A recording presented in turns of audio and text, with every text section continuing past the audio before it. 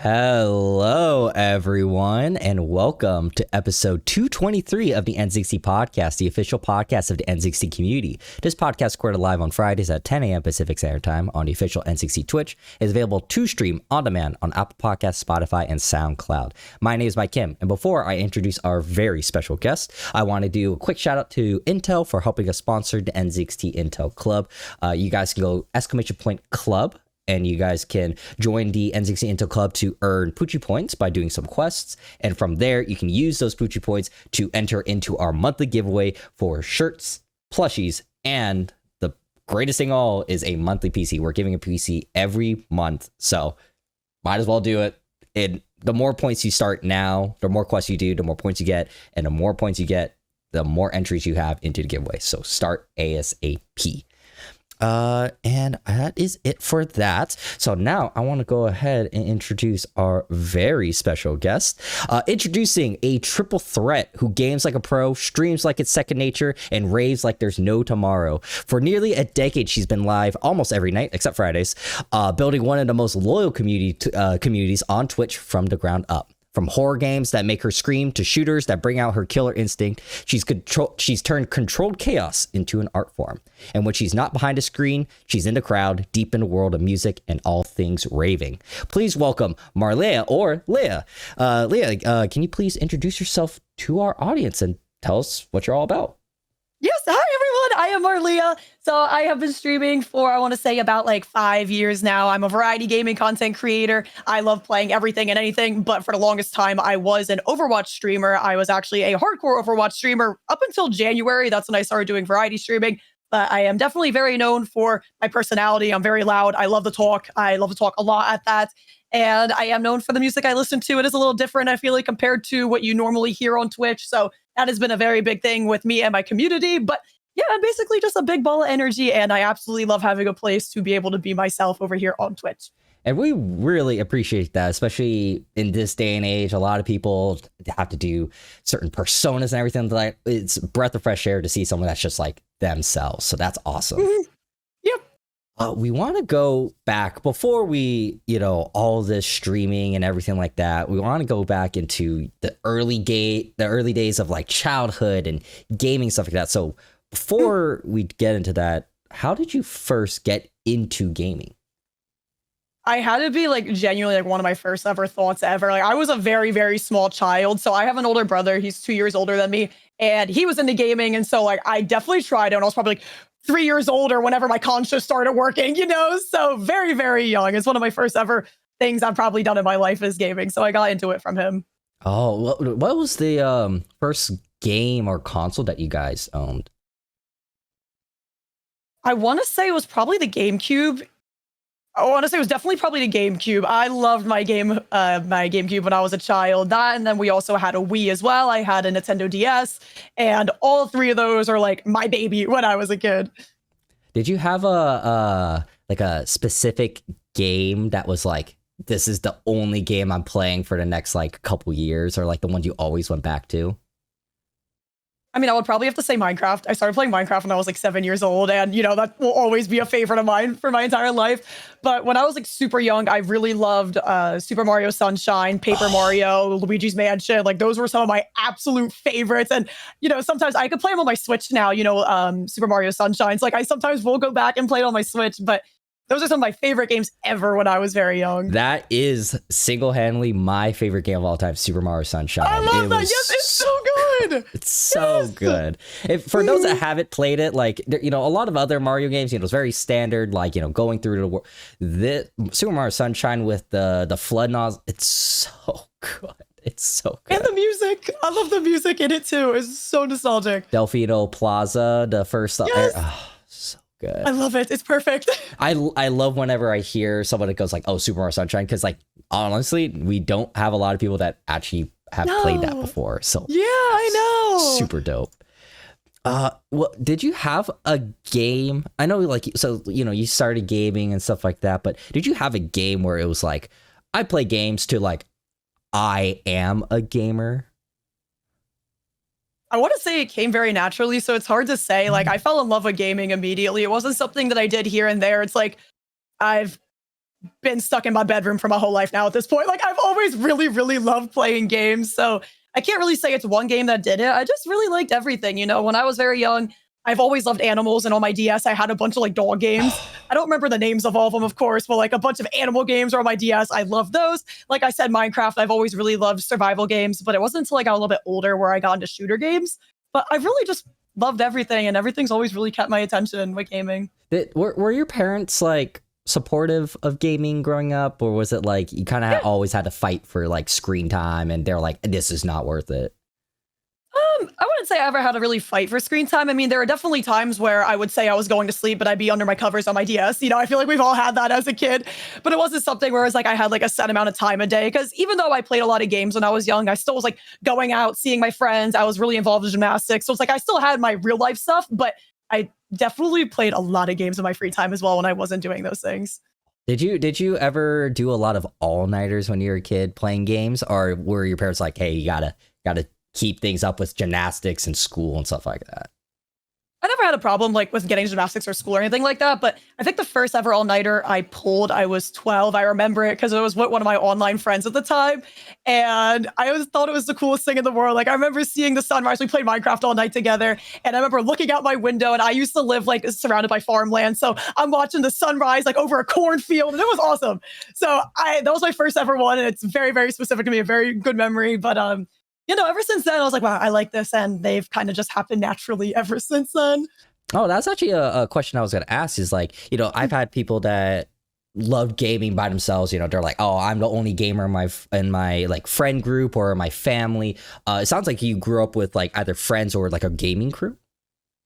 Essentially, yeah. So my brother is what got me into gaming originally when I was younger. We didn't play too much together, but I made online friends very, very quickly. I think one of my first ever online friends I made, I was like 8, and that was through Minecraft. And so, you know, I've always had little friend groups here and there, like online at least, because none of my IRL friends play games or anything like that. But I was very social when I was younger, and I would like to say I still am. But yeah, I just had a lot of friend groups, and I would play games with them. You know, it'd be like Minecraft at first, because that's what I hardcore got into when I was younger. And then we eventually all started playing CS together. Then I moved to Overwatch and a bunch of things like that. So yeah, I've always had a lot of online friends to play with.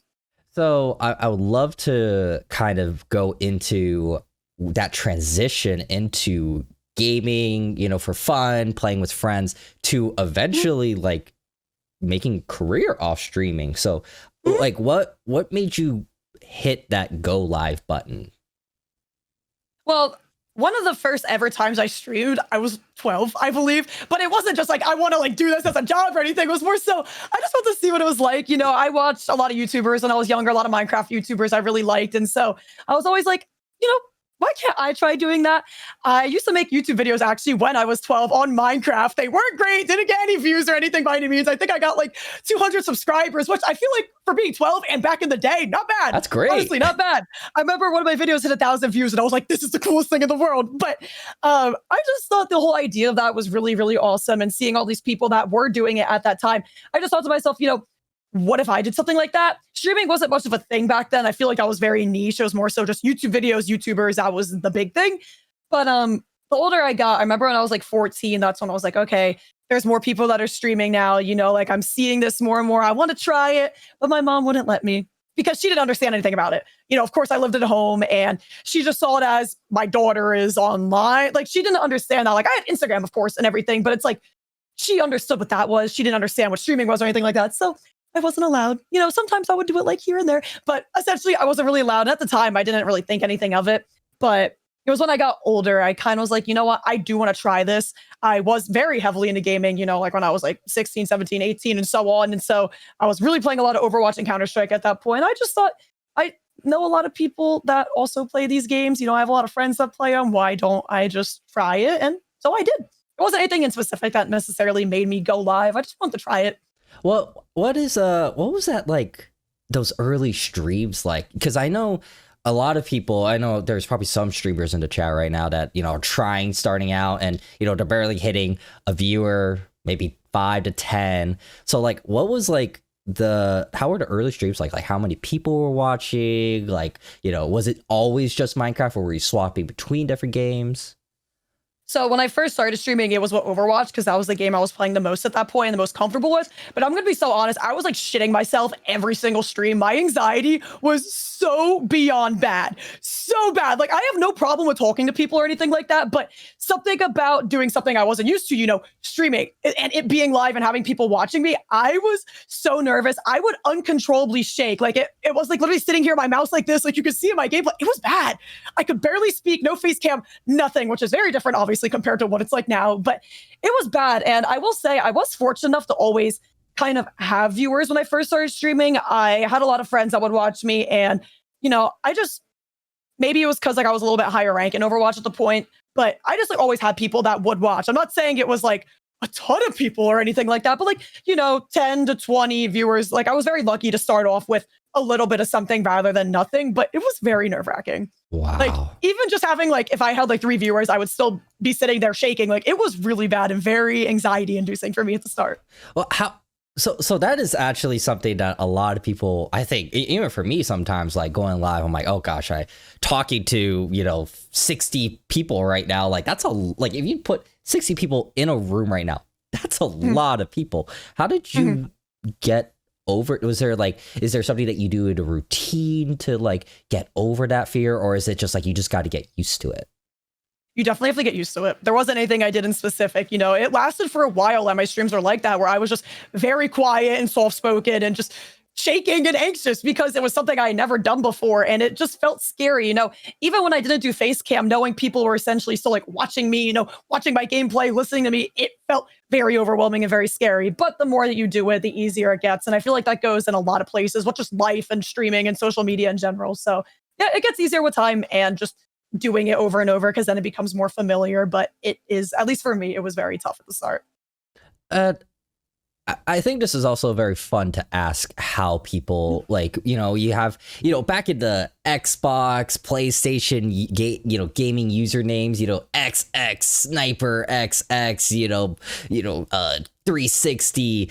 Your tag is just Marlea. So like what made you decide, instead of this world of everyone having this like crazy name, I'm just going to use my own name? Honestly, I'm just unoriginal. I wish I had a cool username. I wish I could sit here and be like, I have this really cool, short, clean username. Say like NZXT, for example. That's short, it's clean, it's nice. Yeah, no, mine's just my name. I guess I have no creativity. I mean, I don't know. It just kind of happened that I went by my name, but at least like I do have a cool name that is original. So it does work, not shitting on people that don't have original names, of course, but it's like, my name could be like Jessica, which would still be cool, but it's like, at least my name is a little bit more unique, so it stands out. No shade to Jessica's. I love the name Jessica. I think it's cool. I just meant more so like, you see Marlea and you're like, okay, that's like different. Like you could think it is a username. That is true. Did you ever, like when you were making it, did you ever think that you're going to change to like a persona username or anything like that? Or you always like, I'm sticking with it? Yeah, I kind of wish I had a username, not necessarily for privacy reasons, but I just think it's cool. I grew up with people that had like really cool usernames, and I still call them their usernames to this day. I don't care how close they are. Like some of my friends I've met through streaming, even in person to their face, I'll still call them their username. I think that's so cool. I like that. It's like having a second name. So I kind of wish I had that. But when I did first start everything, I didn't expect to have it to be to the point it's at now. So I kind of just stuck with it. I've thought about rebranding, but at the same time, I'm like, there's no point for me necessarily, especially now. There really isn't a point. It also is kind of nice that like, if someone recognizes you on the street, it's going to be your name. So you're like, okay, that's it. It's not going to be like, I'm thinking of like some YouTubers like PewDiePie or Disguised Toast. You're like, oh, no, it's my name. Like they're calling out to me. It is more personal this way. So you're streaming for X amount of years, 5 years, I think you said, correct? Yep. Was there a specific moment during your career that you're just like, oh, this is like, I could make this like my thing, like it's not just like a small little hobby? I wouldn't say there was a specific moment that made me realize that. Like I said, when you first asked about my first ever streams, I definitely was fortunate enough to kind of, I guess, have a little bit of an advantage because I knew so many people that I was able to like kind of get viewers right away. But I don't know. I mean, I feel like I've always kind of had my own bubble with streaming in a sense of like standing out a bit. Anyone that's like watching right now, if they've watched my streams before, they know something's a little wrong with me. And I just think that's entertaining to people. I don't just sit here and play a video game because I'm like good at it. I mean, I'm like, okay, I guess sometimes, but my personality is definitely unique. And I feel like that sets me aside from some people. And so because of that, I've gotten viewers because of it. I've had people compare me to certain people or like accuse me of having like certain like mental illnesses because of it. And I just think because of that, that's allowed me to be like, okay, maybe something is different about me. This is something that people are interested in. And you know what? Maybe it can just work because of it. So yeah, I can't really say it was something in specific, but more so just a bunch of things combined that's made me realize, what, I can do this. So yeah.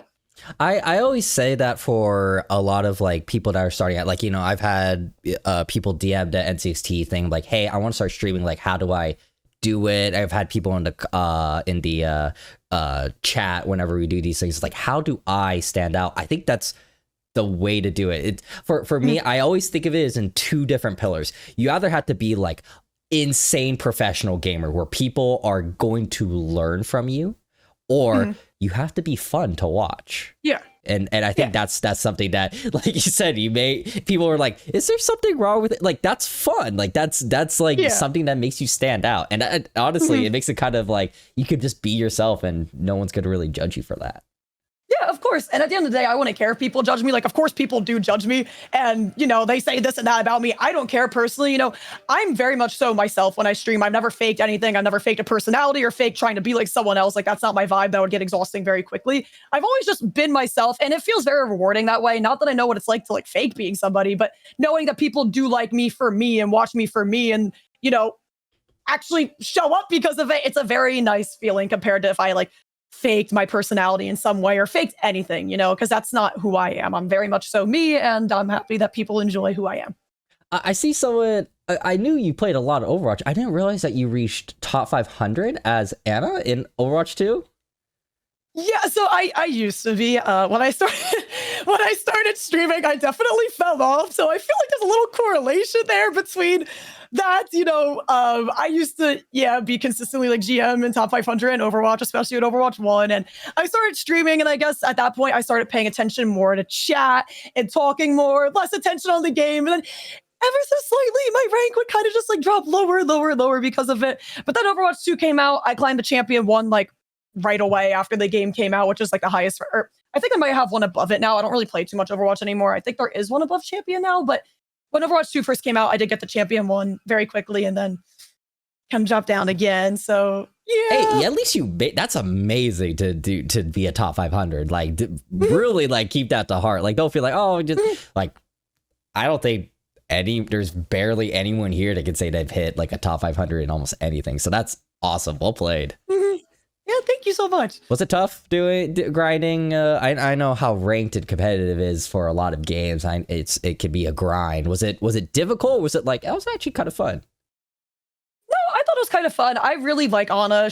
I one-tricked her. I only played her. And coming from CS before I started playing Overwatch, like I loved using the SG. I loved using the AWP. I've always been very drawn to sniper characters and just sniper guns in general. So I guess having that transition, I was MGE in Counter-Strike before I started playing Overwatch. So I feel like just being like a little bit higher ranked in CS definitely gave me an advantage when I first came to Overwatch.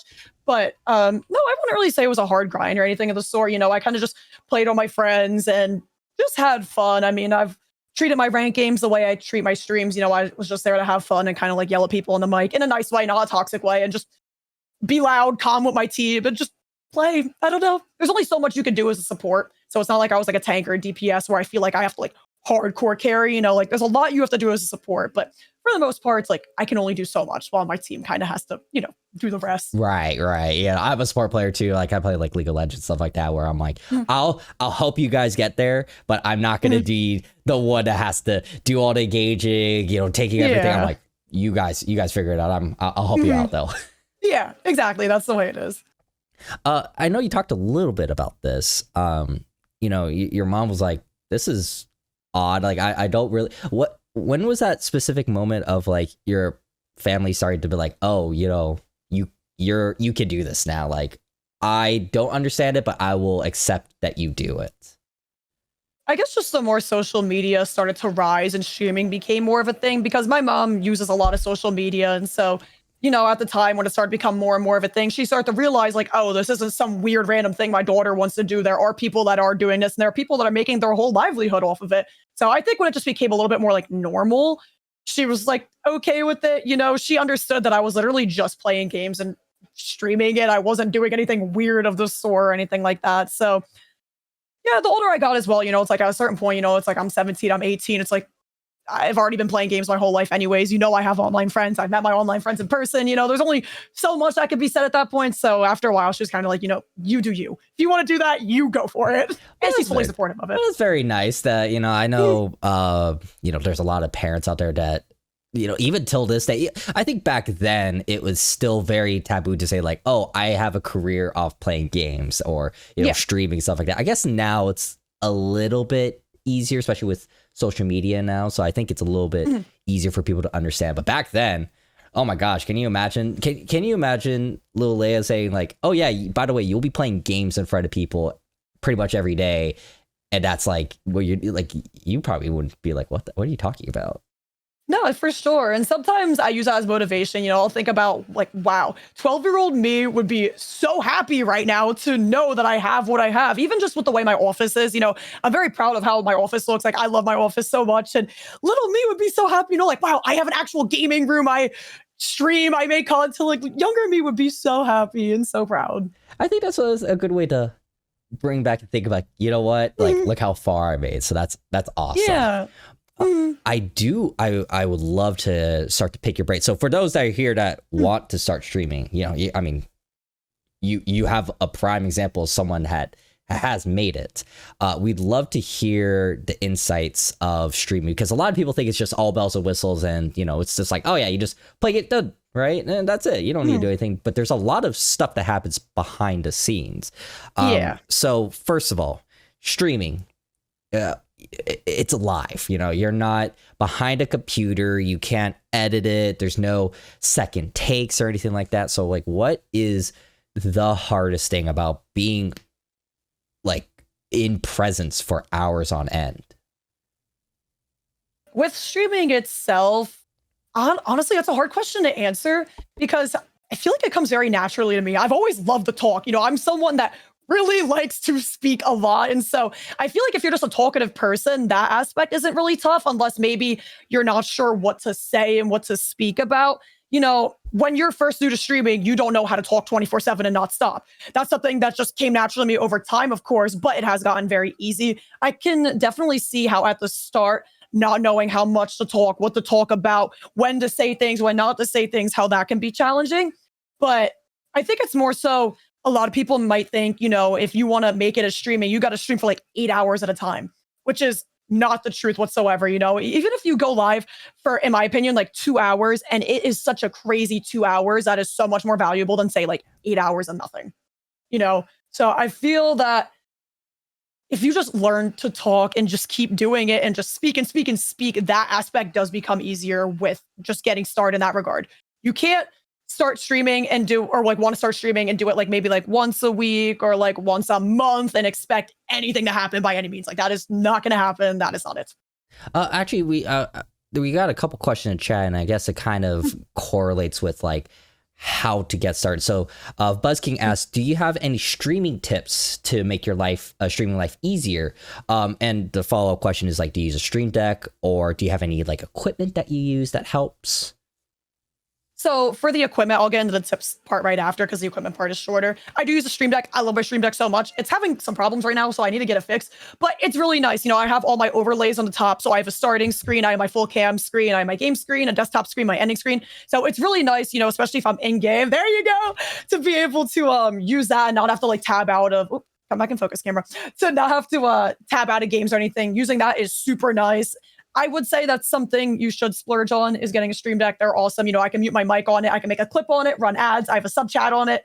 I can clear my chat, which is nice. Say if there's like a hate raid or a bad message or anything like that, very nice to have that as an option. And then I have all my social commands on it as well. So I love my Stream Deck. It's great. It's awesome. As for my other equipment, I wouldn't really say having like the best of the best is something you should get at first. I didn't start with it. I had the Logitech C920 as my webcam, which it's fine. but like now, obviously I have a professional camera, but you don't need to start anything crazy. I had a Blue Yeti mic at the start, I wouldn't say you need crazy equipment. Like if you have everything else going for you in terms of personality, good at games, that will carry you so much further. I mean, like look at Queso, for example. His camera's not good. His microphone's not good. Jinxie's camera's not good. His mic's not good. They're fine. You can hear them. You can see them. But like Queso specifically, he's in a dark room. His camera's not good. So he's to be proof that you don't need great equipment to be able to, make it with streaming. But as for tips that make my streaming life easier, I would just say believing in yourself is such a big thing. It's cliche. Everyone's going to be like, oh, believe in yourself. But like, it's true. People say it because it's true. If you don't believe in yourself, literally no one else will. And even if no one else does, it's not important. You don't need other people to believe in you. Because here's the thing, right? A lot of people are jealous. A lot of people aren't open-minded, aren't optimistic, or anything of the sort. So there will be people you have to realize that are not going to believe in you, will shit on you for it, will do whatever that's negative. But if you believe in yourself and you push yourself, you will get something out of it. There will be haters. That's normal. Your friends will judge you. Your family will judge you, whatever. But if you believe in yourself and you just push, that will make your life so much easier. If you go in it from the start and realize, like, I'm not going to care what anyone thinks. I'm not going to look at what other people say it's bad about me or whatever. If you just do it, your life will be so much easier. Do it for you, not for other people, and be yourself. Being yourself is also another big thing. I think that leads to my next question. Like you are a variety streamer. So, you play almost anything, you talk about Overwatch, CS, recently you just played Mecha Chameleon, to horror games and stuff like that. Like, I know that for a lot of people, they will play one game only. Like they only play Counter-Strike. They only play Overwatch. And then people switch games and then they see their viewers drop because they want to see that. How do you keep people along for the ride as you switch games? So that's a great question. I was a hardcore Overwatch streamer for years. I actually only started doing variety back in January. So I'm 6 months into doing variety right now, and it is exactly what you just said. I watched my viewership drop. I lost a ton of followers. I lost a lot for it, and I expected it. It's a very scary thing, and I wanted to do variety for the longest time. I was just so scared. I have like 43,000 followers on Twitch. Maybe when I started doing variety, I had maybe a little under 40,000, but I was so terrified because I'm like, okay, we'll just use like 40,000 as an example. I had these 40,000 followers that followed me literally just for Overwatch. That's it. That's 40,000 people for Overwatch, not 2,000 or 5, which is still a lot. 40K is a big chunk of people. And so I was super scared for the longest time to do variety. But now that I've taken the jump for it, I'm so much happier this way and couldn't be more thankful. It was a little discouraging at first to watch my viewership cut in half, be a third of what it was beforehand. My chat completely slowed down. This is my full-time job. So financially, I took a cut too, and I expected it. But seeing it actually happen was scary. And it put a lot of doubts in my head. I was like, damn, did I just make the right decision? Did I just mess up this and that? But now that it's been about 6 months since I started doing it, it's been a lot easier and I'm a lot more thankful for doing it now. So the way I keep a lot of people along for the ride with doing variety, I would like to say is, well, it's still me at the end of the day. Some people did stay because they like me and not Overwatch, but I would just say continuously trying to grow my social media presence outside of Twitch. I've always said Twitch is like the tiniest part of actually being a streamer. It's everything you do outside of streaming that will get people to you. And so, if you're just constantly putting your face and your name and everything in front of others, especially outside of Twitch, you will have people that are going to come along. So just focusing more so on other social medias to be able to get people now that I am doing variety to stay has been the biggest thing. I've heard a lot about that because, I mean, if you think about Twitch, majority of time, if you're going to look up like a game or like a streamer, you'll see how many people they own. So like if you only have like 1 to 5 viewers, it's really, really tough to get your name out there just on Twitch. So probably, I think, I forgot who said it, but there's a very popular stream. Oh, I think it was Queso. Queso did a thing where he's like, I just kept posting on TikTok. The only thing I posted on was TikTok after I did a stream. I would literally finish stream, do a bunch of TikTok clips, and all he did was just that. And that's how people found him. So it's really tough to do it based on the Twitch algorithm. But if you, like you said, put yourself out there, people will then come to the stream, and then that's how you keep going from there. Yep. I guess kind of going along with that is, how did you build like a like a loyal community. I mean, you have people that come in and they're viewers, but then you have people that have stuck around for X amount of time, months, years. How did you build that loyalty? That's a great question. And that's a hard thing for a lot of people is building communities. So I can't say there was something in specific that I did that I'm like, okay, this is why people are staying around. But things that I have done that I think have contributed to it is I like to do viewer games. I like to have my people come together and we all play together. So recently that's been Mecha Chameleon, like you mentioned.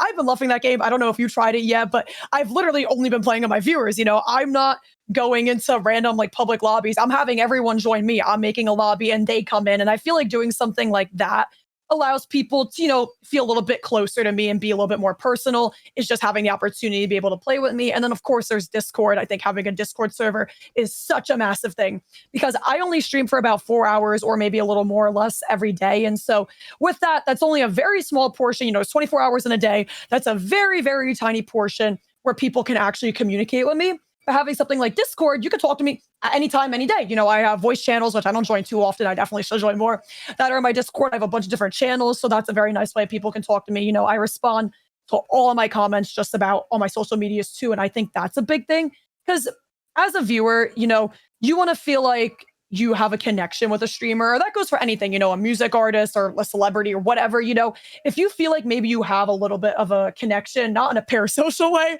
with them, it makes you want to stick around, because you could be over here, I'll use like, we could take like Drake as an example. Everyone knows who Drake is, but is he over here commenting and responding to all of his Instagram comments and stuff? No. And that's fine. He's so massive. He doesn't need to, but it's like nobody in his comments will feel like they know Drake like that, but say, this feels like such a weird comparison. I don't mean it in an egotistical way or anything, but, I respond to my people because I want them to feel like, they have something with me. They can talk to me. They can reach out to me and they will get something back. Like I care about everyone that watches me. And I feel like some people don't believe that. I've had people be like, oh, she's saying it just to say it. But like, I truly do care about the people that watch me. I constantly ask people what they're doing in their life, what's new. If they tell me they're moving, I ask how their move goes, if they're getting a new job or if they're applying, if they're able to get it, this and that. I feel like paying attention to the things people say is a big way of keeping people around for having a hard community. If they feel important, if they feel cared about, if they feel like they can join you on things, doing things like that, I feel like is very, very important for growing community and getting people to stick around. Because if you just act like they don't exist, you don't know of their existence, they don't matter, they're just another number on the screen, then they're going to feel like just another number on the screen. I think it's basically just like having friends, like, like if you're a friend that doesn't understand what's going on and your friends, then you're not really a good friend. So I think that is a huge thing that people need to realize. Like you have to, in order for people to care about you, you also have to care about them. What is that? The golden rule? 100%. Yeah. Yep.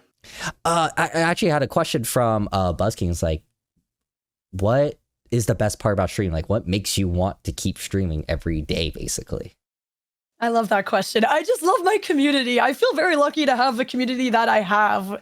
I don't know. Like I said, something's probably a little wrong with me up there, but it's just like knowing I can be myself and just listen to the crazy music that I do love and just have people watch me for, whether I'm playing a game that I'm really good at or really bad at or whatever. Just knowing I have people that want to be around me. That might sound a little lonely. I don't mean in a lonely way. Just having people that show up and just let me do my thing and be me. That makes me so happy. That makes me so excited every day. And I would say a big portion of that has to do with me doing variety streaming now.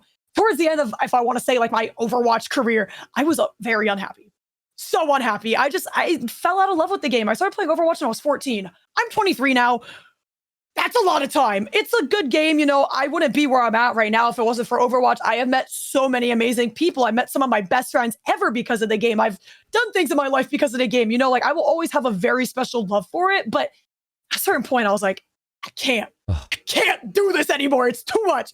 So I finally took the leap of faith, started doing variety, and all of a sudden I'm like, I love everything again. So that definitely helps. That's you talked about how like your community is like one of the main reasons that you helped. Is there like one, if streaming had to end immediately now, is there one specific moment or viewer message or someone from your community that you will always remember? Ooh, well, that's a tough question. I need to think about that. Maybe not a specific moment, but back in January, I just did a subathon that lasted for 2 weeks. And that was probably the craziest stream I've ever had. 2 weeks straight. Like I went to sleep, of course, but just, I don't know, the amount of support that I felt, it has nothing to do with the subs whatsoever. Like it was capped at 2 weeks if I hit a certain sub goal, but that has like nothing to do with it. Like I genuinely don't care about that part. I'm thankful, but it's more so like I had people there all hours of the day. Normally I go live at 8 p.m. Eastern time. And so I'm used to having people around at nighttime, but knowing I had people there at like 3 a.m., 8 a.m., or, like 2 in the afternoon, just like feeling so loved throughout the entire day and just having people watch me play so many different games during the subathon and just, having all these fun goals I was able to hit and do in my community and just all these things. Like, I don't know, I just felt so loved and I felt so thankful. And I had so many new people come in during that subathon because I had a video of mine go viral at that point. So I had so many new people come in literally right in the middle of my subathon because my video was going viral while I was live. And so, I don't know, the whole thing felt very, very crazy, but it was just such a really fun moment. I'll probably never forget that. Like I've done other subathons in the past and they were also amazing, but it was just a really crazy, chaotic 2 weeks. And it was just really, really awesome. I mean, that kind of goes into my next question. Subathon, long, like 2 straight weeks basically of you being live. Like you said, talking about Overwatch and playing for almost a decade, you get tired, you may get burnout. So have you ever dealt with burnout with streaming? And like, how did you climb out of that? So I feel like I definitely experienced a lot more burnout when I was streaming only Overwatch because it's the same thing every single day. Of course, every match will be a little different, but it's not even like I played a bunch of characters. I only played Ana. That was it. So it's like only Ana, the same video game, the same thing every day. And so of course there's going to be burnout with that at a certain point. The way I would say I was able to deal with it is just taking breaks, realizing when something is feeling like it's becoming a little too much, just taking a second to step back and doing that I feel like is very important. Doing something off my computer and for my mental health is a very big thing for avoiding burnout or just taking care of it. Being able to take care of yourself is just super important. It goes without saying, but I do have things in my personal life that I love to do that helps. Like I'm very big into raving. And so going to raves like a very big reset on my brain to be able to just like step away from my computer. It's like such a big mental reset, totally different than Overwatch and everything. I love my dogs, going outside, just spending time with them, being more so in the present moment. And just doing normal personal life things is a very good way that I would like to avoid burnout. That's what helps me, but it is definitely different for everyone, especially depending on the context as well. I Spinning said 10 years of only Ana is insane. Like I was saying 10 years of a game. One game is a lot. One character only for 10 years? That's like How did you get through almost a decade of only Ana? Like it's fun. Like I was a one trick Thresh in League of Legends. Like I love that. In Overwatch I was Mercy and Lucio. Like at least I swapped between. How did you only do Ana? I might be a robot. I don't know. At a certain point I feel like it became autopilot. I'm just so used to it. And with streaming at that, it's not like I started streaming the moment I started playing Overwatch, but I just think because I was really focused on my chat for a while, it felt like chat was the priority. And then Overwatch was like a side thing. And I just feel like because I was so used to Ana, I was able to go on autopilot while just entertaining my chat and talking to my chat and everything. So I feel like that kind of helped. But I don't know. I just loved Ana. There was no other sniper support character. Yusuf is saying I did have an Ashe arc. When Stadium came out, I did start playing a little bit of Ashe for the small, bit of my ending of my Overwatch time, but that was fun as well. Again, another sniper character, but that was only for a very small portion of time. I don't know how I did it. I just autopilot. I didn't think, I just did. I feel like that's really the only way I could answer that. Did you ever think, has there ever been a moment that you're like, I don't want to do streaming anymore or content creation or anything? Yes. So of course, sometimes those thoughts over the years would cross my mind a little bit here and there. But really, I wouldn't say I started having those thoughts until back in February. So very, very recent. It's not because of my community or streaming itself or anything. It's just, I don't let hate get to me. It has nothing to do with hate. Really, really weird, creepy people. I'm talking, I'm not even going to say it on this stream. I mean, I can DM you about it if you want to know, but genuinely the most disgusting things I've ever seen in my life that people were saying about me. Again, not in a hateful way, just a genuine, gross, like unimaginable way. And hearing those things, I was like, do I even want to keep doing content? Because I never wanted to see those things again. It was that bad, you know? So that was the only time I've really ever thought, like, do I want to keep doing this? Especially with the rise of AI, because it did have a little bit to do with AI and things like that. You know, I was like, do I want to keep doing this if things are going to get worse? But I mean, I'm still here. I didn't let it get to me, but it is definitely something in my head sometimes where I'm like, I cannot handle this. But at the end of the day, it's not my people. I can't control what other people do, what other people say, what other people think. They are not in my community, those people that are thinking those insane things or whatever. So that's what I have to try to view it as. But it does definitely get to me sometimes in regards of like what that specific thing is that I unfortunately did have to like see and deal with.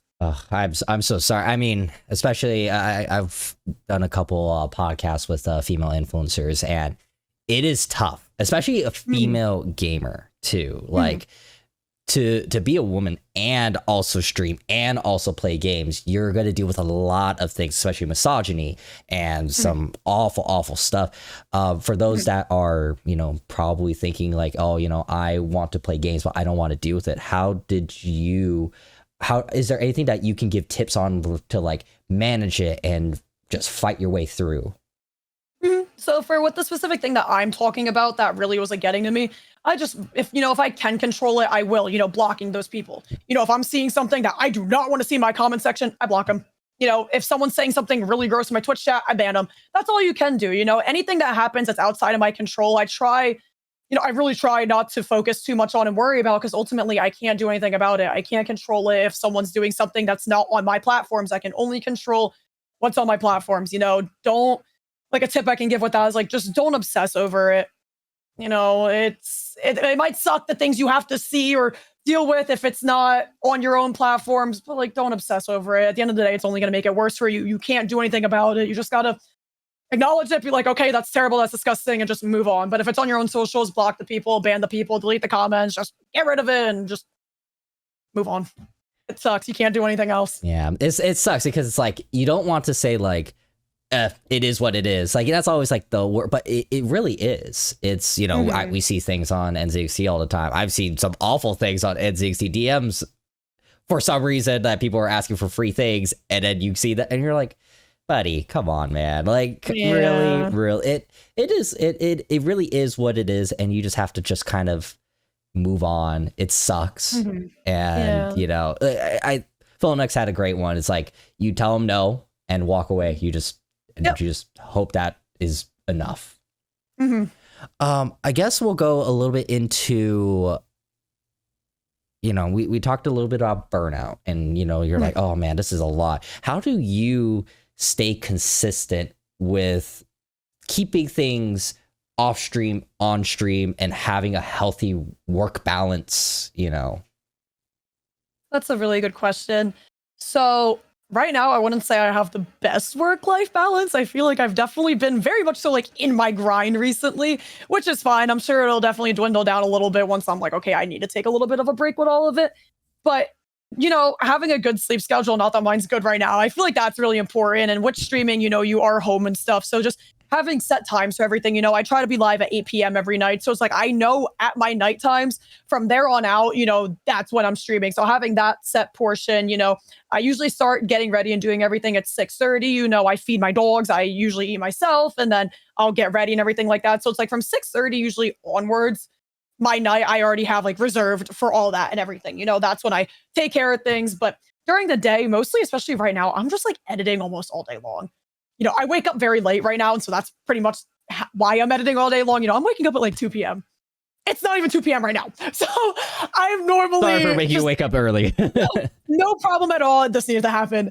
But just having, I feel like a good way, even though I'm not going to take my own advice right now because I haven't been, a good way to have a good work-life balance is just having set times for everything rather than everything being very sporadic and random. Like I said, 6:30 onwards is like my time to like get ready for work and do all the live streaming aspect of things. But my mornings is usually when I try to get my edits done, whether it's my short form content, working on a YouTube video. I usually do my YouTube videos after stream, but doing short form content is usually what I like to do.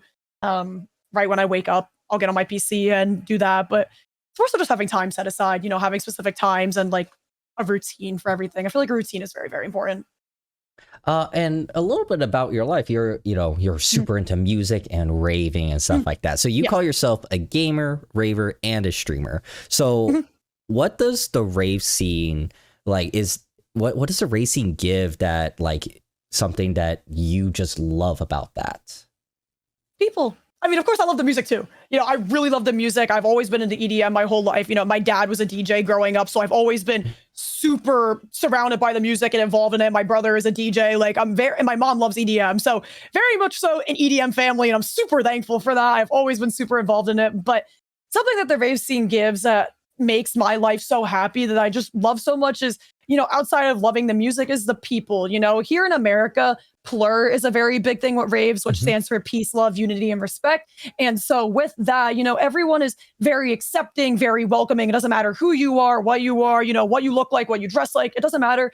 People are just super welcoming. And I love that. Not that I'm the most different person in the world, but it's just, I don't know, man. Feeling so loved by strangers you don't even know. And it's like you could just walk into a rave and people are like, oh my God, I love you. I love your outfit. I love this. I love that. Like, I love your vibe. I love your energy. It's such a welcoming, loving, accepting place. And that makes me really happy. I genuinely really, really love that. And it's just so different from real life. It's a really awesome escape, whether it's an actual festival or a local venue or whatever, it's like, this is a bedroom. Everyone has a bedroom. Everyone's been in a house. But then you go, I travel a lot for music. So I've seen so many different awesome venues, and it's just being able to kind of like escape reality for a little bit, go to a super cool place, hear music that you love, be surrounded by people you love, whether it's your friends or just meeting new people.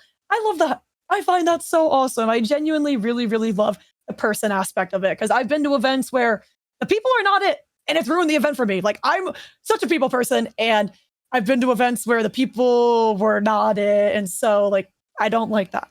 Great music, but if the people aren't it, like, that's a big thing for me. I just love like being surrounded by happy, loving people. It's very, very big for me. Yeah, I think people really misunderstand the raving aspect. For outsiders. Yes. Like if you think like you're like, oh, all they do is just dance and go crazy and mosh pit and stuff like that. But is there like a misconception that you want to clear up for those that have never been to a rave or to a festival? Yeah, I feel like a really big misconception with raves is that people just think all ravers, I mean, I hope I could say this on the stream, are like D-word addicts. I don't know. Am I allowed to say that word? It's okay. Okay. I feel like a lot of people just think ravers are drug addicts, which is the furthest thing from the truth. A lot of people are sober at raves, or like they don't indulge in drugs, they just drink or whatever it is.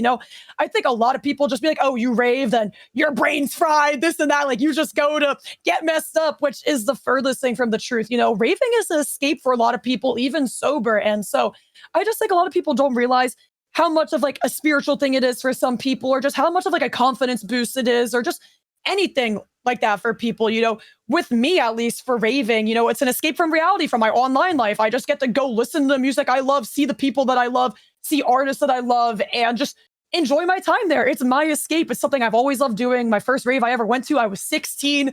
I went to my first ever festival at 16, my first ever concert at 16. Like, it's always been something I love. And I just feel like people don't realize that people go because they do love the music, and it's not just them wanting to go and get messed up. I feel like that's genuinely always been a very big misconception, is that ravers are just drug addicts, when that's just not the truth. And I feel like people don't realize that until they go to one themselves and see, oh, these people are having fun. These people know every lyric to every song, or like whatever, a lot of people don't see that. That's the same thing with me. Like I've been to a couple of raves and festivals before. I grew up listening to a bunch of EDM. Like I was, there when dubstep was first ever made, right? Like I'm like, oh my gosh, like I was there when it was first created. And I again, like as someone that grew up in it, I also thought the same thing. I grew up in high school listening to it, and then all of a sudden I went to my first festival. Obviously, I don't drink or smoke or anything like that, so I was just like, oh man, well I had the best time, man. Like I had so many bracelets on me by the end, and I was like my first ever like experience of that. And I agree, like I think that's something that people don't think. Like they think, oh, they're, like metal bands. They think, oh, they're so crazy. No, they're like the kindest people you will ever meet. And I love that. Oh, yeah. Yep. Is there actually, for those that don't listen to EDM or anything like that, is there a single track that you would have someone start on if they have never even do it and are interested in getting into it? For EDM as a whole, I mean, I feel like I would have to pick something that's a little bit more chill and basic, because I feel like what I listen to EDM is most definitely like on the very extreme side of it. So I feel like if I was to recommend a song for like someone that's never listened to EDM in their life, probably a John Summit song, if you're familiar with John Summit, maybe like Where You Are by John Summit or Shiver, because it's super easy. You know, you've probably heard it in like Zara or something like that, or just being out. So yeah, John Summit's very easy to get into, I feel. You know, it's just very like nice, pretty house music. So yeah, maybe Where You Are by John Summit or Shiver. Both are very beautiful, good songs. And that is something I do want to talk about, you know. For a lot of people, they listen to, you know, house, you know, very standard R&B maybe. You're into the harder side, you know, something with very great, you know, melodic sound and then a heavy drop. It's like, what draws you to that heavy drop? I don't know. I've just always liked chaotic things. I guess because I'm chaotic myself. Just, I don't know. It's really hard to describe. You know, it's just like trying to describe your favorite food or place or person, whatever. It's just like, it's just a feeling, you know? I just really, really love the hard aggressive stuff. I like nice chill stuff too, but the really hard aggressive, it does it for me. I can't explain it. I just genuinely really, really love it. I've always been really drawn to it. It's just fun. I don't know. It's just fun. It's nice. It brings my mood up. You know, I can be having the worst day, but I'll put on one of the crazy songs I love, and all of a sudden I got a big old smile on my face. Do you think the streaming world and the rave world collide more than you think? Like, does your community come out to events or anything like that, or go to raves a lot? So I think I have built up a community of people that love to go to raves or started going because of my stream. You know, there are a lot of people that started watching me and they're like, I don't listen to EDM, you know, but you've gotten me into EDM, or I started going to raves because of you. I started going back to raves because of you. So I think in that regard, I've been able to make a little bit of a cross. I do think even outside of me, there is a cross between EDM and gaming. And I think it's becoming more and more and more. I feel like maybe it's a little bit more prevalent in the Valorant scene. I don't know how familiar you are with like Valorant and stuff like that, but there's this one artist, Dabin, and I know he's done collabs with Valorant for making music for them. I'm pretty sure Zed has a couple collabs with Valorant as well for like skins and stuff like that. So in that regard, you know, those are two big people that have crossovers. And Zed even plays Overwatch as well. You know, like Zed has done Overwatch streams. I think Zed's done Valorant streams as well. Yeah. So I think there are crossovers and it's becoming only more and more of a thing. But I don't know, it also feels very niche at the same time, because I'll click on a lot of streams and like I never hear anyone playing EDM. So when it comes to that, I'm like, maybe it's not as big as I am hoping for. But then there also are people that, like artists themselves, that do play games. At the end of the day, a lot of EDM artists are massive nerds. And, you know, if you make EDM, you probably listen to EDM or have at one point in your life or whatever. So there are crosses. I just don't think it's like a very massive cross. I see some people in chat are talking about your last CS stream. What happened during that stream? A lot of people are talking about it right now. Oh, I don't even know how to describe this. So I literally just ran it down the entire stream with the crazy music that I like to listen to, basically on full blast on my OBS. It was basically on 100% compared to my voice volume. You know, at a certain point, I have a unicorn mask. I was bringing that out, wearing the unicorn mask while running it down in every CS match. And I had a white monster, and I was literally just going crazy. Oh, you know what? It all makes sense now. I totally get it. Yeah. Yes, I feel like that's the easiest way to put it together. But that was a very loved stream. Everyone loved that, and I'm going to start doing it more. It was kind of like, I also had all my Gobi lights in my room and my nano leaves. Like, they were all flashing, like, strobe light colors and everything. It was a lot. It was very overstimulating, to say the least. And everyone loved it. It kind of felt like everyone was saying I kind of brought the rave to the stream. And I want to do that more. For the people that can't go to raves or anything like that, I'm going to start bringing the rave to my chat. Have you ever had noise complaints from neighbors or anything like that? No, I'm lucky to not have people that close. Thank God. I don't think I'd still be living here if that was the case. Yeah, sounds like, yeah, people were saying it was a vibe. Sounds like an amazing time. You shouted every drop? Yeah, I get a little excited sometimes. And it's like, you know, I'm not looking at my Spotify if I'm in the middle of a game and a song that I love, which is just about every song will come on. I'll just let out like a little yell because I'm like, I love this song. And yeah. Wow. You know what? I think, again, like I talked about, you have to have something that like people are drawn to watch. Mm-hmm. And you see, you're just scrolling through Twitch, you're like, oh, let's see what type of channels are going. You see a unicorn mask, Counter-Strike, and blaring. I mean, That sounds like a great time, in my opinion. Oh yeah. It was honestly one of the most fun streams I've had in a while. It was really fun. I guess I do want to talk a little bit about your boyfriend. By the way, congrats on hitting 3 years. That's awesome. Great. I also just hit. We hit 3 year. Me and my fiance hit 3 years 4 or 5 months ago. Or I can't do backwards thing. But congratulations. I do want to talk about having someone that's in the music space, because I think you're the first ever person that I've ever had that had a significant other into it. So how did you two meet, and like, how does the music work? Like, is he always blaring music whenever you come visit, or you're just like, you can't say anything about the unreleased music that he has? So we've only been together for a year. I don't know where the 3 years came from. I thought 3 years.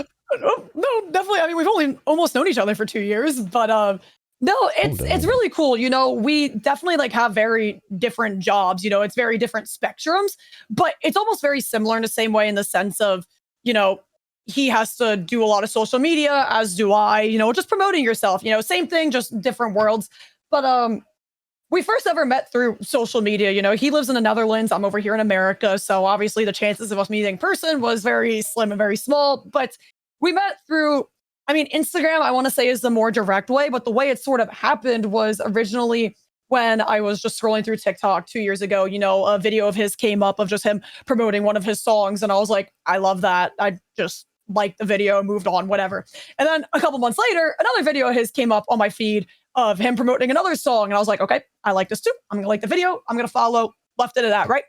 The next day, I see he follows me back. And I'm like, okay, interesting. And that was on TikTok. And then I opened Instagram that morning. He followed me on Instagram too. And I'm like, all right, interesting. I follow back. I bite. I'm like, okay, interesting. Then he DMs me.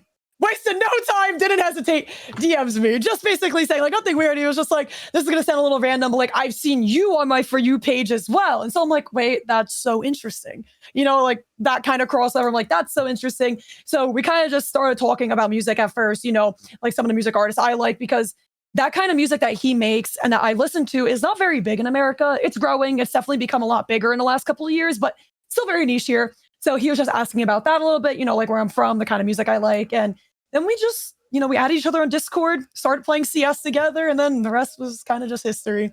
We just started running it down in CS together, listening to that music together. And does he also have a unicorn mask?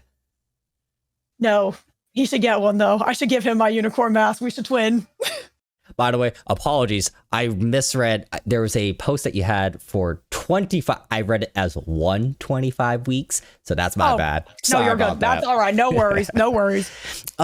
So I have a question. Are you a honest critic of like whenever he does like a DJ set or anything like that? Or are you just like, yes. Oh, okay. Yes. I'm so sorry, Delano. Sometimes he's not singing the lyrics right. And I always tell him, I'm like, dude, you gotta know the lyrics. You don't know the lyrics. And I'm like, it's so obvious. Please know the lyrics. But yeah, he'll show me unreleased music and I'm always like honest about it. I'll be like, I really love this. Or I'm like, this could be better. Or like, why don't you try turning this down or making this louder? Do this. Like, I'm very honest. I'm not just there like, yeah, baby, love that. Like, I try to be as honest as I can.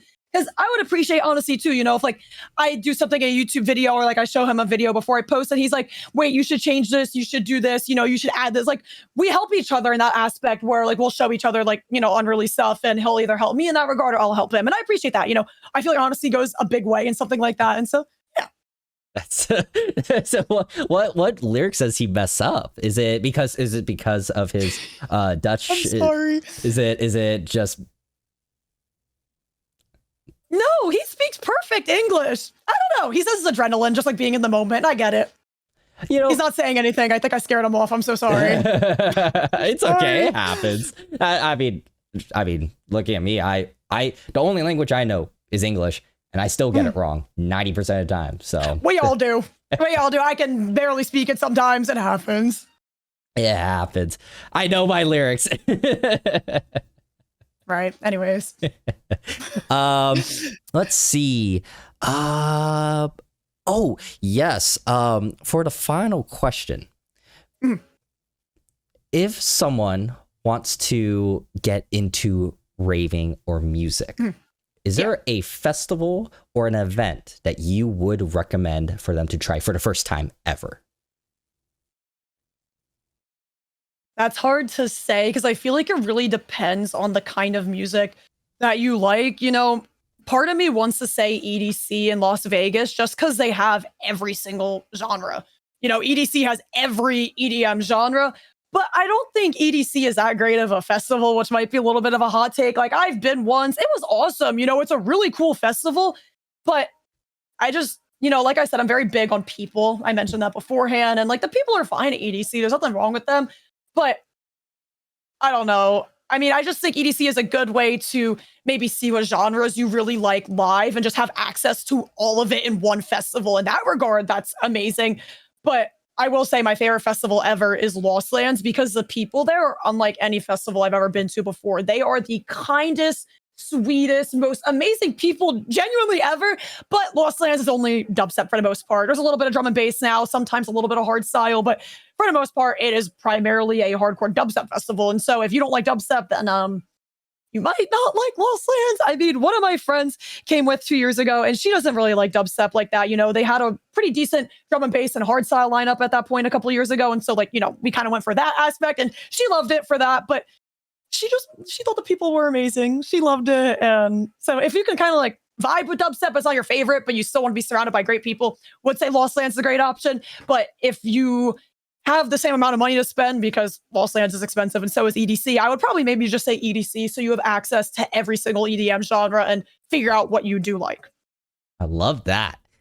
Let's see. Okay, we're going to go into some keep three, cut threes, and then some fun little rapid fires I have for you. So we'll just do three little keep three, cut three blind ranking. You have no idea what's going to happen. So you can only keep 3 of these and cut 3 of these. Okay, you ready? Okay. Better not be my dogs, but go ahead. No, don't worry about that. We'll talk about them in the rapid fire. Okay. Keep 3, cut 3 Overwatch heroes. So either playing as or playing against. So keep that in mind. The first one, Zarya. Keep Zarya? Yeah, I like Zarya. 2. So you have 2 keeps left. Winton. Keep Winston. Oh, okay. So you only have 1 keep left. Just keep an eye out. You have 1 keep left. Okay. 3, Tracer. Cut. I play Ana. She's annoying, especially if it's a good one. You know. I tried to find some Ana counters. Send the next one, Genji. Cut. Yeah, he can go. Bye. All right. So you have 1 cut, 1 keep left. Last, second to last one is Sombra. Cut. Out of there. No. I consider Sombra my most hated character, especially as a support main too. I think a lot of people would agree with that. So you cut Tracer, Genji, Sombra, and then you're going to keep Zarya, Winton, and finally Diva. Yeah, Diva can stay. I think that's I was hoping you weren't going to say Doomfist. If you were going to say Doomfist as a keep, I would have been a little upset. I hate Doom. I'm sorry about Doom mains. I can't. What's the most annoying thing about Doomfist? That he could just fly in out of nowhere, completely punish you, and escape without anything happening. Like, you can't even react in time to be able to sleep hit because there's that small moment of actually like shooting off your sleep where it's like he pops in front of you, you know, you're already stunned by the time your sleep tries to get out. Can't do anything, boom, gone, done. You can't do anything. I hate it. We're going to do another keep 3, cut 3. We're going to do games that you've played on stream. Okay. All right. So keep 3, cut 3. I mean, we just talked about it. Overwatch. Cut. Oh. Oops. Oh. I'm over that part now. I'm over that. You've gone over the hump. You've had your time with it. So you're like, it's time for the other ones. The next one, Counter-Strike. Keep. Especially with the rave. I mean, I think that's, after hearing that, I'm like, that sounds awesome. If someone says no way for Overwatch cut. It is what it is. 3, Mecha Chameleon. Keep. Okay. I've been having so much fun with that. Have you played it? I have. It's been so fun playing with my friends. I've never, because like in like the, I hate to call it friend slop, But like, it is a little friend slot. It is the most fun I've had. Like Among Us was fun, Fall Guys was fun, Repo, Lethal Company. But there's just like so much creativity that you can have. There's just that little aspect where it just makes it so fun. What has been your favorite thing you've done in Mecha Chameleon? I love hiding in plain sight. I love literally just painting right in front and seeing how long it takes for them to be able to like realize that I'm right there. I love that aspect. I really love that. And the creativity part as well, just it's great because it's not like you're just hiding or collecting things. Like you were not only trying to find a good spot, but also being super creative at that. So I just really love that aspect of the whole game. Have you seen that video of like this person's like an artist and they hid themselves in the Mona Lisa? Yes, that's crazy. I mean, they had unlimited time, so it makes sense. But still, they disappeared. You didn't see them anymore. I just like that. I'm like, I'm over here making the stupidest little things, like the cow udder things. I've done that a couple times. Like, how do you do that, man? Like that is. These people are nuts. People are nuts. So you've kept Counter-Strike and Mecha Chameleon. You cut Overwatch. Elden Ring is your next one. Oh, keep. I could never cut. That scares me for the next two now. But that's okay. Next two, Minecraft. Oh, that's a shame. Yeah, I know. Would you keep Minecraft over one of those? Yeah, over Mecha, just because nostalgia reasons. I love Minecraft. I'll always love it.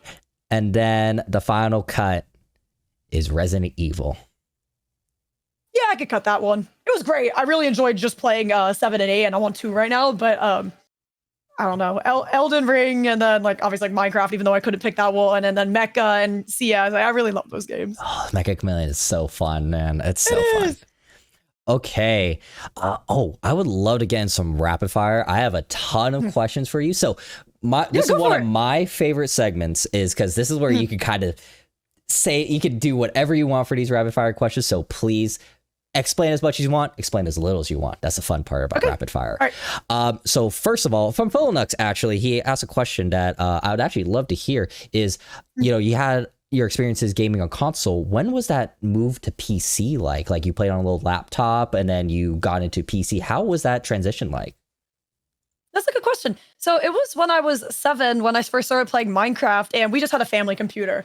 And it wasn't good by any means. It was actually an all-in-one computer. The PC was like built into the monitor. It was one of those. I don't even know if those exist anymore, but it was one of those. Not great. Are they still a thing? I don't think so. I'm imagining like the old like Macintosh ones where it's just like the big old, it looks like a tube. Apparently they do. Oh, a monitor. No wonder no one talks about it. I work in PC industry. I haven't seen anything like that. So yeah, well, because you work in a good one. But anyways, no one heard that. But no, it wasn't like a massive PC. No, it wasn't that thick. It was maybe like this thick. But still, we had like the little family computer that was in the kitchen, and so I would just play Minecraft on it. I would do that a lot. Whether it was when I got home from school, I would actually do it sometimes before going to school in the morning, or after whatever, I would just, I would play in the kitchen, everything like that. And I used that PC for a super, super long time. Eventually, the PC did end up becoming mine. I was able to eventually take over the little all-in-one computer, and it became mine. But then at a certain point, it was when I was 13 and I started playing Counter-Strike. I was like, okay, I'm getting 20 frames. This is bad.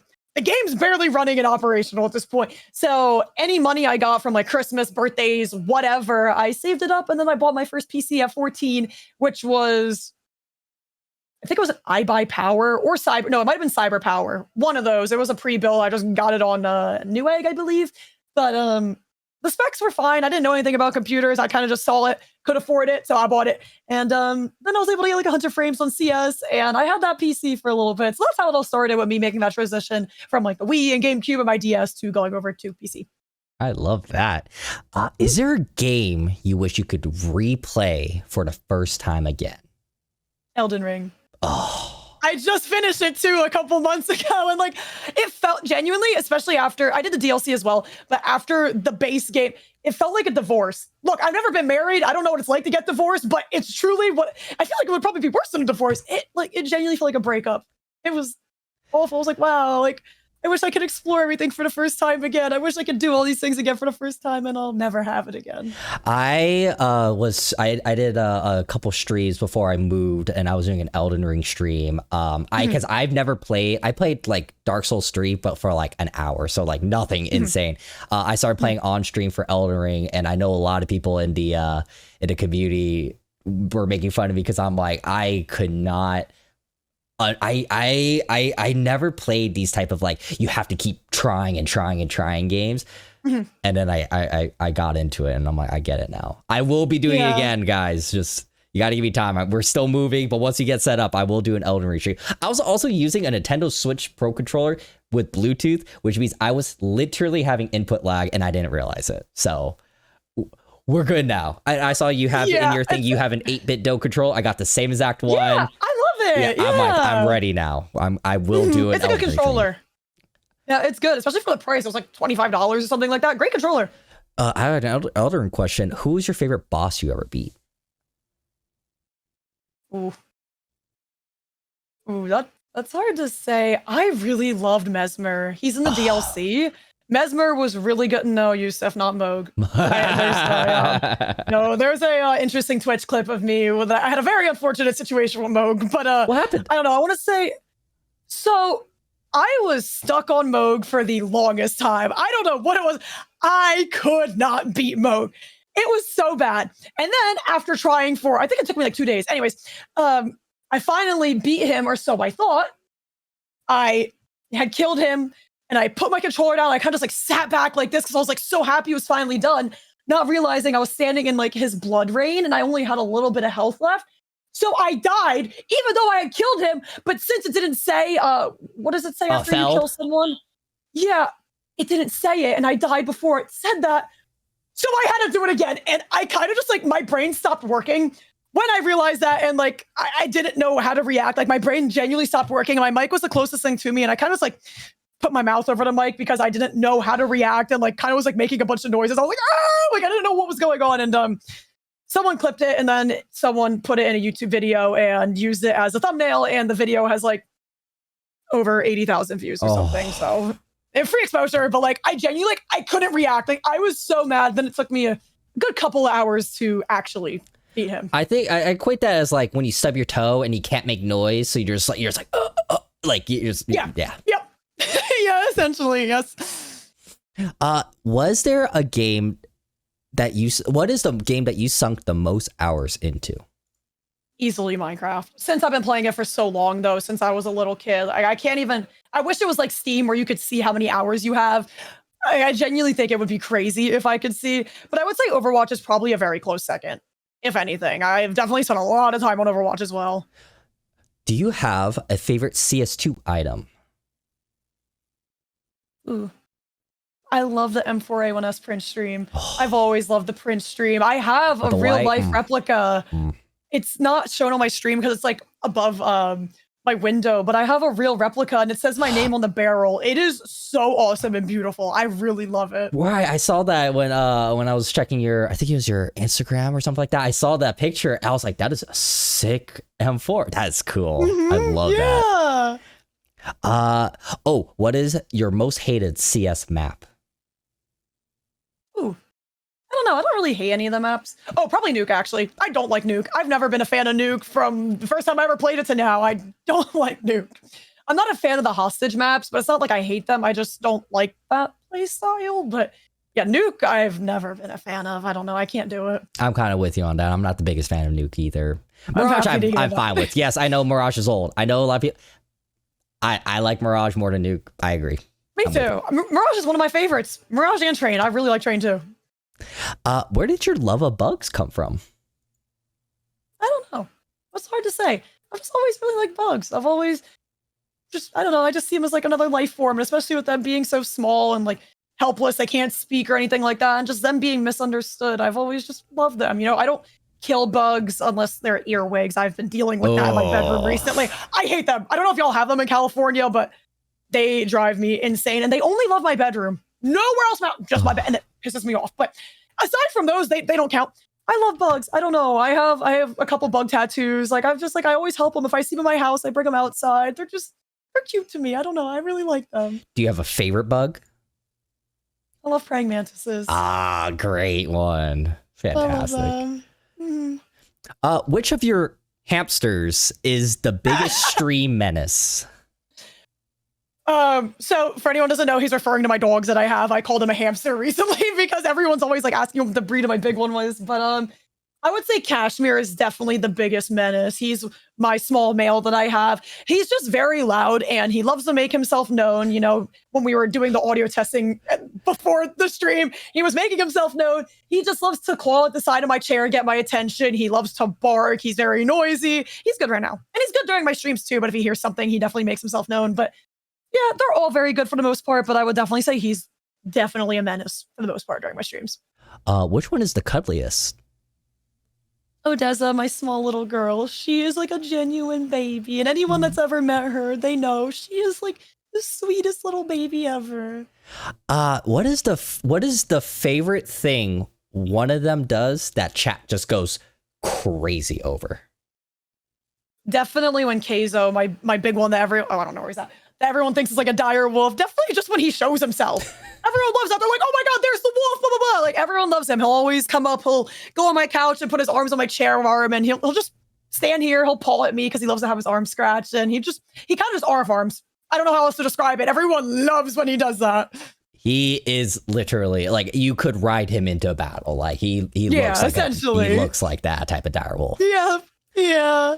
Which one eats everything they're not supposed to? Honestly, they're all really good. None of them really get into anything or do anything. I would probably say Keizo, my big one, because sometimes he'll kill like a rabbit in my yard and like you're not supposed to eat a rabbit. But aside from that, they're all really good. No one does anything or eats anything that they're not supposed to. If you had to assign each of your hamsters one artist, which one would be which? Like a music artist? Yeah. So that's really funny you asked that. Oh yeah, because each one is an actual artist, right? Named after an artist, yeah. So I don't really know how to describe that. I mean, if I had to like choose someone that doesn't have anything to do with their names, I would say Keizo, my husky, is kind of like, if anyone knows who Salvatore Ganacci is, he's very out there and weird and crazy and just like not normal. And that's definitely my husky. So I think that's fitting. If I was to say for Odessa, my small little girl, what kind of artist would she be like? Well, that's hard. That's really tough. I don't know, maybe like some lo-fi artist because she's really wholesome. She's just wholesome. I don't know any lo-fi artist names. And as for Kashmir, I don't know. He's loud and crazy. Who's loud and crazy? Let's think. I don't know. That's like hard to think of off the top of my head. Someone that's just loud and crazy on the mic. I don't know. Maybe they're both Salvatore Ganacci. No, not Lil Texas. He doesn't really talk. I don't know. It's hard to say. They all have very like different personalities. What is your biggest gripe? Owners that don't pick up after their dogs or off-leash untrained dogs? Off-leash untrained dogs. I deal with that so much, and they have come after me and my dog so many times. I can't handle that. If someone doesn't pick up after their dog, at least I can avoid that. If you're just out on a walk and someone has an unleashed, untrained dog, you can't do anything about that. You can avoid a little bit of poo-poo on the sidewalk. You can't really avoid a dog charging at you. What is the most painful piercing you've gotten? I don't think they're painful. Really? None of them. I mean, like my eyebrow, I used to have lip piercings. I don't have them anymore. I didn't feel those. My eyebrow piercing, it just felt like maybe the teeniest pinch. So I'd say that. I don't know. I think I have a really high pain tolerance. So like they're not painful to me. What was your first tattoo? So this right here, it's actually the Odessa logo. Are you familiar with Odessa's music at all? A little bit. I have listened to them beforehand, but I am not like current with them. You're good. So their music has always meant a lot to me since I was 12. I've always really, really loved them and their music. You know, this is my first tattoo, which is their logo. I got it right on my 18th birthday when I was legally able to get a tattoo. You know, my dog is named Odessa. I have Odessa merch. I have an Odessa fan for my raves. Like I really like Odessa. So that's definitely, I would say, why that would be my first tattoo. it's not a D20. Yeah, I was going to say D20. It does look like a D20. I get that so much. Yes, everyone's always like, oh, you play Dungeons and Dragons. I'm like, no, I actually haven't played it one time. That's not what it's for. Which crystal do you like the most? Ooh. I like Black Obsidian. I think Black Obsidian is really awesome. What's a crystal that everyone should have in their possession right now? Oh, Rose Quartz, because I feel like everyone needs more love in their life with the current state of the world and everything. Everyone needs more love and positivity. Someone says, isn't all obsidian black?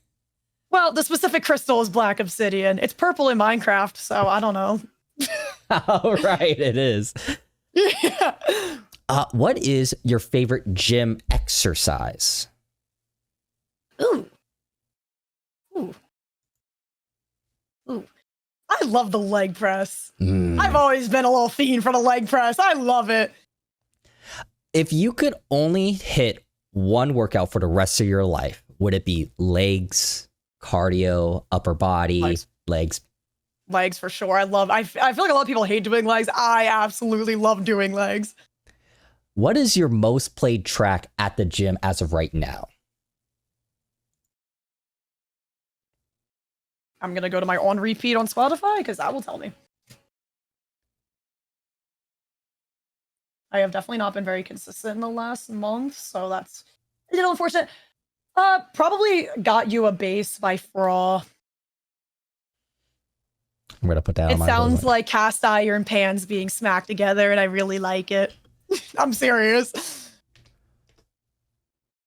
I will add that to my list right now. I listen to a lot of EDM during my... I have to have something that's just like blaring my thing before a heavy lift. I'm like, I gotta have something that I can't even think. I think you would love Uptempo then. Do you listen to any Uptempo? No, I haven't. I was super into like... It was a trap, dubstep. I had loved house for a long time. And then like I just completely stopped after I think like college. I got into, a lot of college kids were listening to a lot of rap and hip hop. So I got super into that. Then I got into rock. I definitely think I should get back into some EDM. I think you should. I mean, you're in California. You live in the perfect place if you do end up going to raves and stuff again. Do you have an up-tempo artist I should listen to? I mean, not being biased, but I'll just say Illusion because he's my boyfriend. Not being biased, but he makes great music. He makes great music. So I will add it. I got you. There you go. Would you rather go to festival sets or club shows? Festivals any day. Any day. I don't like, do you mean clubs like for like EDM or just like regular clubs? Just like regular EDM. Yeah, still festivals. Still festivals. More plur. It's just so much more fun. Is there a dream festival that you would love to go to? Ooh. I'm really thankful to be able to say I've been to my dream festivals already, but one that I haven't been to that I would love to go to, I really want to go to Shambhala. It's in British Columbia. I don't know, it seems really nice and really amazing. I would love to go to Shambhala one day. Is there a clip that blew up that you didn't completely expect? Is it the one where you're eating your mic? Well, that one didn't really blow up on like Twitch or social media. I mean, it did good in the YouTube video, but probably just the one with my dog standing next to me. I really did not expect that. Like, he does look really massive in that clip and he looks beautiful. I mean, he's a beautiful dog, no denying that. But, I don't ever post anything expecting it to get a lot of views, but I did not expect that to get... I think I posted it twice just because I'm going to refarm it. Why not? But the first time I posted it on Instagram, it has over 22 million views. And like, to me, I'm just like, I didn't expect that. YouTube has like almost 10 million views the first time I posted it. TikTok has millions of views on it. Like, I genuinely didn't expect that at all. Wow. Is there a stream or moment that you're generally proud of that nobody clipped? Ooh. I don't know. Hard to say. I mean, I don't really check my Twitch clips too often, like for editing and stuff. I clip everything myself, so it's hard to say. I don't know. I don't know if I can answer that one. Nothing comes to the top of my head. Not beating mode. No. Definitely not. I don't know. I'm not sure how to answer that one. I can't really think of something in specific. Why is your chat obsessed with feet? What? They're not that I'm aware of. I mean, I make jokes about people that are in the feet. I don't know. I mean, we all just like to joke with each other and say a bunch of random things. In one of the, hey guys, in one of the, it was in your video, it was like asking questions from the community, and then like there's like 8 questions about just like, oh, you have 11 toes, and I was just like, why are they obsessed with feet? I don't know. We all like to joke with each other in the most random ways. I really like that my community and I, like, we're close in that regard where we'll just say whatever. Like, I let a lot of things slide if it's cool or if I know the person or whatever. But yeah, I don't know. We kind of just say a lot of really random things together. So yeah. Also, I agreed with that video of like, you know, you meet someone, they're like, oh, I loved it. But you meet someone that loves feet. Oh, you saw that one? Yeah, well, they're crazy. They love feet. Be into whatever you want to be in. I don't care, but it's like, don't judge. Feet people are a monster. Oh my gosh, like he said, like if you like, you know, raves, you like music, you like gaming. Yeah, I like people that like feet. Oh, they like it. They love it. You can hear it from a mile away. I could probably hear someone down the road right now talking about it. Who doesn't like Marlea's feet? Great. Understandable. This is why I don't show my feet on stream. Is there the best piece of advice that you've ever been given? Ooh. Best piece of advice I've ever been given. Let me think. That's a tough one to answer. I don't know. I feel like I don't really have any advice that's necessarily stuck with me. I will say, even though it's not really advice, it's more so something someone said about me that's always stuck with me. That, I mean, I wouldn't take it as advice, but my grandpa has always said since a very young age that he always felt like something was just very different about me, and that he just felt like I was capable of doing something really big. And that's not advice, but same kind of realm a little bit. I don't know. That's always really stuck with me, and I've just kind of always wanted to make him proud. I love that. So not advice, but kind of more like motivation, because I'm not sure for advice. I listen to my own advice. I don't know. Is there a dream collab, person or brand that you would love to work with? Ooh, for a person, I want to say maybe Jinxie. Jinxie's so funny. I just watched him play Elden Ring, and like I never really watched him before, but I don't know. I like people that are loud and crazy, and Jinxie is loud and crazy. So him, or I could compare to XQC a lot. I feel like XQC would probably be a fun one. I feel like we'd probably be able to bounce off of each other really well. Or Speed. Speed would be funny too. I just like loud, crazy people. But as for maybe like a brand, I've always had Astros. That's the headset I'm wearing right now. I've used them since I was 12. I know they got bought out by Logitech, so it's a little different now. I've worked with Logitech, but like my dream sponsor since I was little was always Astro, because I've always loved this headset. I had Astro A40s back then. Oh my gosh, fantastic headset. Love those things. Thank you for saying that. Everyone trashes on them. I love them. I love that. Why are you trashing on the A40s? I don't know. Everyone says they sound terrible. Anyone that's ever come over to my house and put my headset on literally says they sound like shit. I think they sound great. I don't know. They don't have good ears like us. Thank you. They don't sound that bad. No, oh my, everyone said, I'll just go, wow. Everyone says they're awful. Everyone says they're bad. I'm with you. They're great. And for the final question, any creators who inspire you that you love to shout out? Ooh. I don't know. I really, honestly, it might sound a little like weird to say, I don't really keep up with any creators or watch anyone. I try to just like do my own thing for the most part. Not that that would interfere with it, but I don't know. That's really hard to say. I mean, let me think for a second with that at least.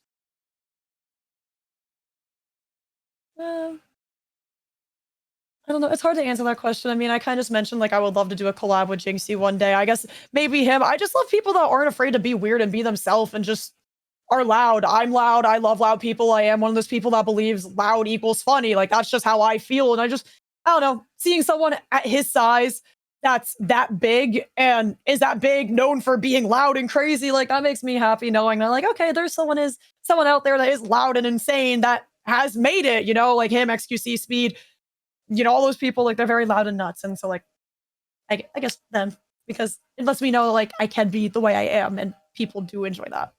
I love that. All right, I'm going to go into a couple announcements and then I'm going to hand it back over to you to answer some things. So, two quick announcements, everyone.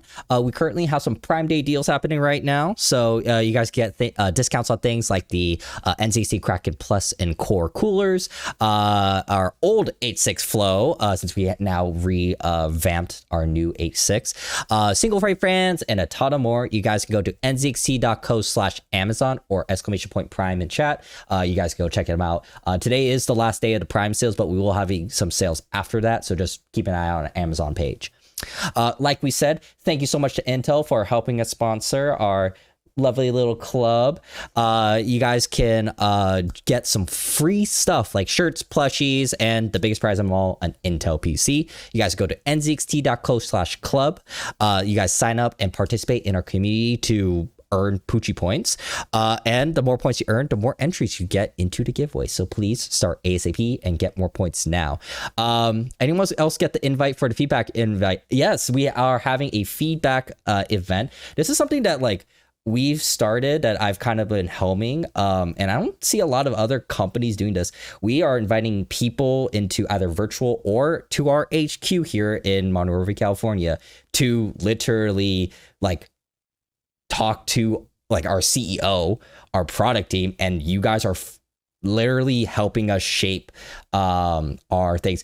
For a reason why we only want feedback from SoCal for the in-person ones, we can't provide people, we can't fly people out to us. So that's why we say if you could get to us, probably be better if you're just in SoCal so you don't have to fly in and spend a ton of money. We can't provide funds to fly you in, but seems like you're only looking for 1%. That's why we do a virtual event every other month that we can do, anywhere in the world. We had a couple people in Germany, had to deal with the weird time changes. It's weird, but don't worry. I think you guys should come to me. We could. I would love to fly out. That'd be awesome. Germany mentioned, yes.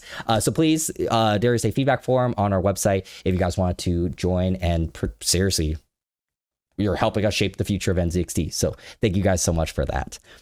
Let's see. Okay, I'm going to hand it back over to you, Leah. Is there anything next for you? Any exciting projects or events or anything you have coming up that you want to shout out? Not necessarily. I'm starting a Minecraft server for my community soon. That should be done hopefully soon. I'm excited for that. I'm really looking forward to that. But outside of that, not necessarily, no. I'm just going to continue doing variety content and just doing my own thing, being consistent on social medias and just being me. I don't have anything exciting right now going on, unfortunately. I wish I did, but I've just been so locked into the grind recently. So just continuing to do that, continuing being myself, putting out content, and just trying to grow everything I've already done. I'm going to go ahead and put your socials into the thing, but if you want to tell people that are listening where to find your online content.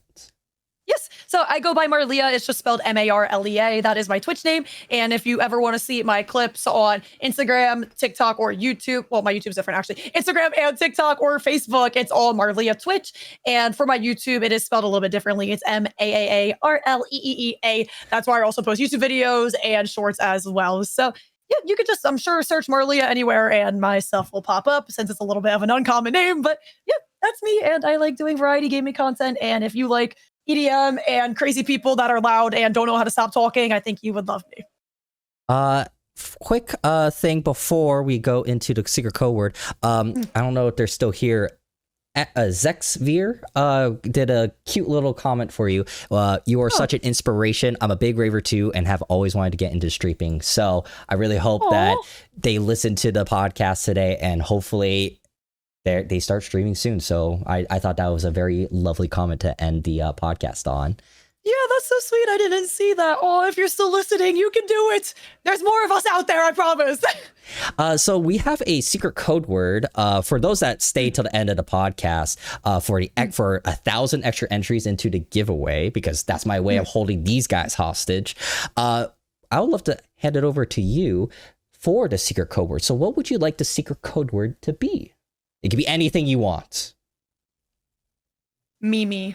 My chat will understand that one. M-I-M-I? M-I-M-I. Yep, Mimi. My chat will know. They'll understand. First of all, the her Twitch is right here. I saw someone asking where her Twitch is. It's twitch.tv/Marlea. But I'm going to go change the code to Mimi. Right now it is updating, so please refresh your gleams before you type in the code. That is for 1,000 extra entries into the giveaway. Do you have anything else before I go ahead and end the podcast, Leia?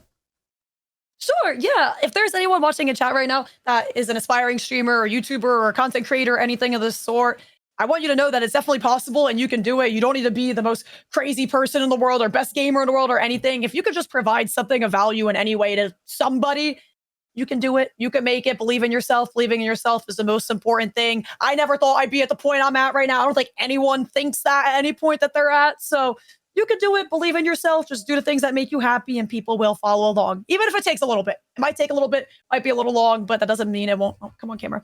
That doesn't mean it won't happen at all. So you got it. Just believe in yourself and do what makes you happy. It's about the journey, not the destination, everyone. Exactly. Yes. You got that. Well, thank you guys for joining us today. And remember, tune in live on Fridays at 10 a.m. Pacific Standard Time on the official NZXT Twitch. And don't forget to listen to previous episodes on Apple Podcasts, Spotify, SoundCloud, and YouTube.